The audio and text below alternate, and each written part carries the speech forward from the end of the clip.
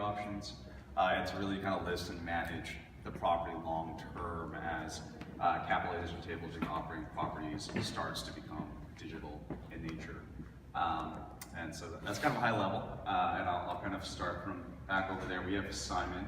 I'll let Simon introduce himself, and we'll just kind of go down the line here before we start with questions. I'm Simon State Departments. Barry Newberry, CEO of a company called Visera, or a unified leasing and loyalty platform. Chad Gleason, co-founder of Intavrit, and we own the SVN franchise for Seattle. I'm Jill Williamson. I'm an attorney. I'm the head of the Seattle office of CKR Law, and I do a lot of work in blockchain and crypto. Thank you. So I'm going to start off, I think Jonelle alluded to tokenization in his presentation earlier. And this is more of a question for everyone, just so we can kind of start diving into that topic. But would love to maybe just have everyone talk about what tokenization of anything really means to you. Let's start with Simon, if that's okay. I started in the wrong place. It's weird.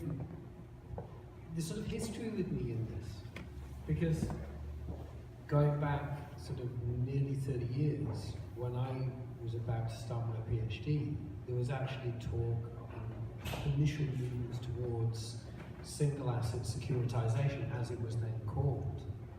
And to me, wearing my sort of real estate investment hat, that is the biggest single thing about tokenization. It has the potential to totally transform how we do real estate investments, that we're no longer dealing with a big, lumpy asset that costs in the hundreds of millions.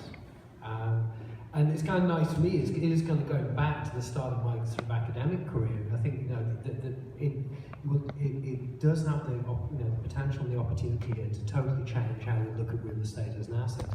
There will be challenges along the way on that, because people will have to really rethink how we look at real estate and how we value it and how we invest in it. But there's an incredible potential there. Thank you. I think I'm particularly excited about it just as a millennial who, when I first came into the work world, it was only a couple years until 2008 hit. And for me, during that period of time, I was lucky enough to have sold my first company, and it allowed me to come into the real estate market, and kind of live out that vision that you read in Rich Dad, Poor Dad, and all that kind of stuff. And then I got my ass kicked, and it set me right back into all the fear and loathing that I was afraid of. And so now you have this new opportunity for people, that millennial kid coming out of college, or the kid that saved up a little bit of money in his piggy bank, so to speak, and actually democratizing this whole grand vision of owning real estate. And so, and even Visera as a company is living that out in a couple of pretty unique ways when it comes to transferring loyalty. But yeah, we're really excited about that, and I think that's, to me, that's one of the biggest things is just this absolute democratization and this kind of leveling of the playground. That's very cool. And Chad, I know we've definitely had a lot of conversations around tokenization, but from your perspective, like how is it going to kind of revolutionize VC? What does it mean to you as a business owner? First off, it's just a different way to do real estate. When you look at the people in this room, this isn't traditional real estate people. If you're a white male over 60, has been a traditional investor in commercial real estate. The only ones who would be able to get the money, only people who wanted to do it, wasn't accessible to everyone else.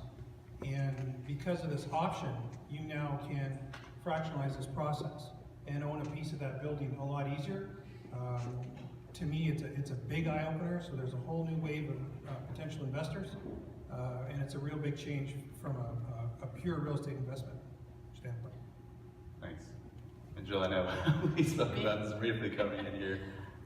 So I'm sensing a theme, and I think the theme is it's my job to be the wet blanket.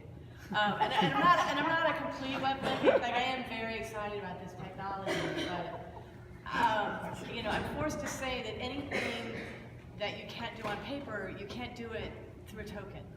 Or you know, and maybe it's not that you can't do it, but you can't do it in that way in a token. So to the extent that there are regulatory restrictions on what kind of investors you can have, those still exist in a world where you're giving them tokens instead of pieces of paper. What it does do is really, really decrease the transactional cost and time and associated friction. And so through those changes, it can open up and I think make more accessible to smaller investors because the cost of each transaction is so much smaller. So it doesn't change the law about what kind of investors you can take, but it does change the expense and streamlines the processes in such a way that you know, maybe it makes sense to take a $10,000 investor because your transaction cost is $50. Whereas when your transaction cost of the, you know, rooms full of lawyers and stacks full of papers that it takes, you know, to do a traditional transaction, it doesn't make sense to take anybody with less than $1 million. And so that's, for me, the big change with tokenization is the decrease in cost and friction. Yeah, I agree. And I have this question that's kind of for Simon, and I'd love to hear Jill's perspective too. So you talked about access a second ago, and to us that's a sort of a big tenet of why we're here building the platform that we're doing in concrete. But Simon, like, how do you think this impacts the globalization of real estate, whether it's commercial or residential, and then what does that mean from a legal standpoint? I'd love to hear Jill kind of jump in on that as well. I think there's a few things. I mean, we've seen a huge globalization of capital anyway in the last sort of 20 years, 15 years especially. I think the big thing is, and I'd be interested to hear on the legal side because you'll know someone, you're far better expert in this than I am, but I think it's that, real estate has always struggled, even with the increase in capital flows, in that it is so specific to that market, the legal framework. And so, potentially, I think that is where there is big potential and opportunities here, that there is a bit more of an even playing field. I don't know if you'd agree on sort of that. No, I absolutely agree, and I think we're going to talk about use cases later, and of course title registries is a really exciting use case for blockchain, but one of the impediments to that is, of course, title registries work very differently, not even from country to country, but in some cases from county to county. And so, the road to implementation, because of the localization of real estate and real estate regulation, can be long. But even on the globalization front, I think there are ways that this can facilitate the movement of capital, even within existing localized regulatory regimes. I think, for example, when you think about now how you authenticate a document that's necessary for a transaction, I mean, the whole apostille process, if anybody's gone through it, where, if you have official government document from Italy, and it's very important that that document is authentic, a birth certificate or a corporate certificate or, a copy of a passport that's necessary for a transaction, and the authenticity of that document is necessary for a transaction in a different country. You can't just go down to your local notary. What you have to do is you take it to the consulate. It's totally complicated, see if I can remember, I haven't done it in a couple years. You take it to your Secretary of State, maybe for your state, and they put a seal on it. And then you take that seal to a consulate and they put another seal on it. And then you send it to the consulate in the other country and they put a third seal on it. And by the time you get the document that you need for your transaction, it's got, it looks really cool. It's got all these fancy seals and ribbons and embossed and gold. It's really fancy, but it takes forever. It costs a lot of money. And the whole point of that entire chain of events is just to prove that this is a genuine copy of an official government document.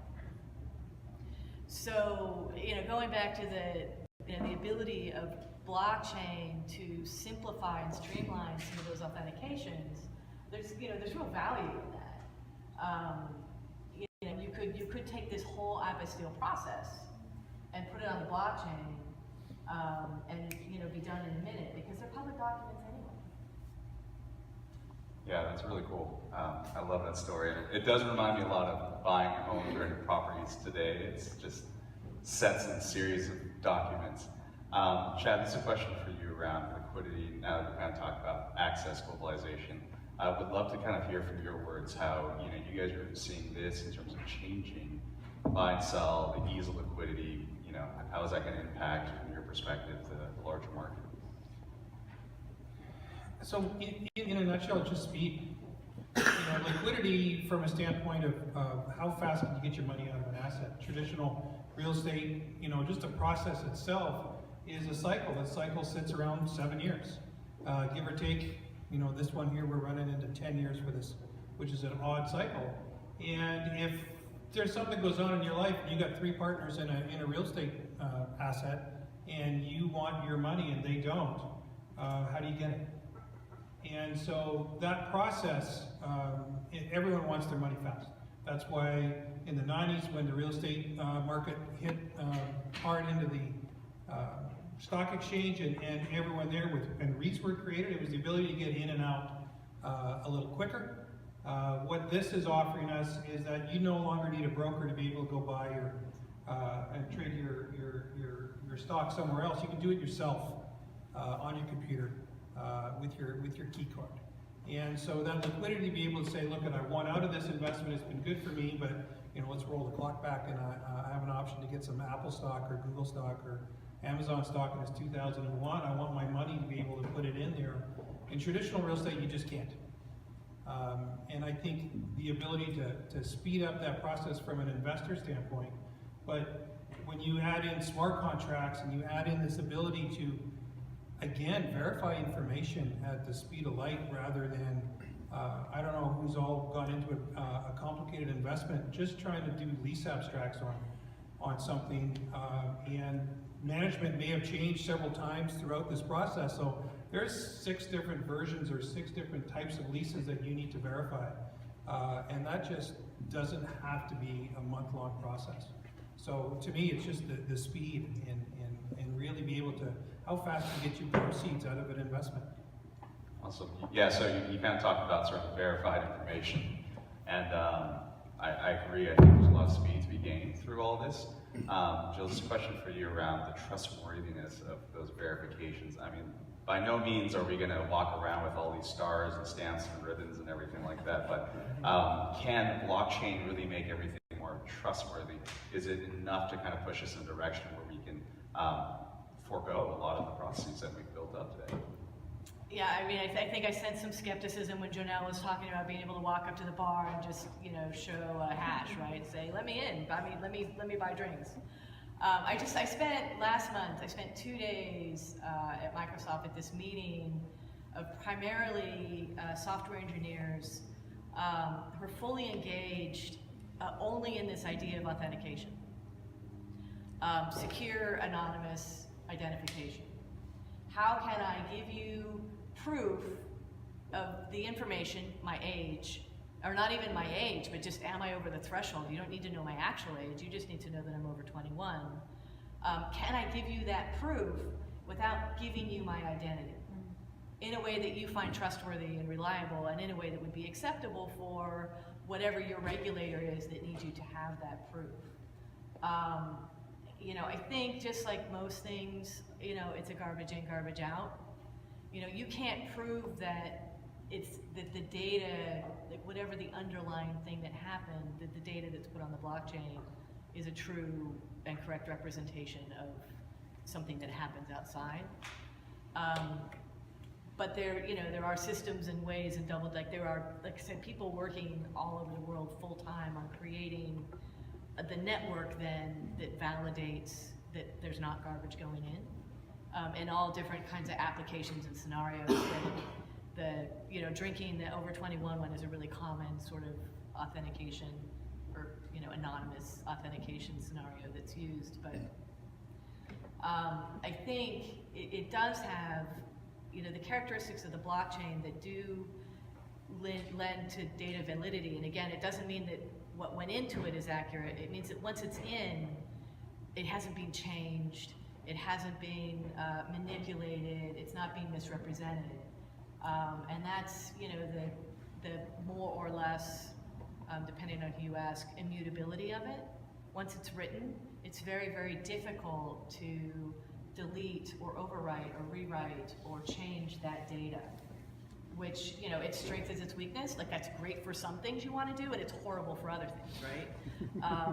But authentication and validity of data, it can be a great attribute that, because the ledger is distributed, you know, 1,000, 1,000,000 times, you know, to go and change all of those copies of the ledger, change that entry, it's nearly impossible. And so, you know, once it's written, it's written. And that is, I think, the biggest strength, you know, in this area of authentication and data validity. So you're telling me I can't change my profile on a dating app and go catfish someone right now? You could change it, but they could see that you had changed it. And they would say, wait, he was a boy yesterday, and today. Barry, this is a question for you. So I know with Lisa, you're solving a few different other issues and kind of validity, sort of easy use, or we talked about new economies as well. For you, how does this kind of change the ecosystem, and what's your perspective in terms of how this might change the landscape for leasing and residential, and kind of leasing, whether it's both residential or even commercial? Yeah, I think that a bit of well, by sheer nature of the fact that we have one common discussion point, which is blockchain, you know, there are some redundant pieces of information, but I think that a lot of it does go back to validation around the specific user, specifically when it comes to the tenancy and, you know, inviting somebody into your investment, your home. And I think that's a big one that has always been, it's been very tedious and expensive, and, you know, you've had several mainstay, you know, centralized organizations that have housed all of that personal data about us. And, you know, there's some really unique changes that are taking place within that workflow. And so one of those big changes is the fact that as consumers, a lot of people are becoming gig economists, so to speak.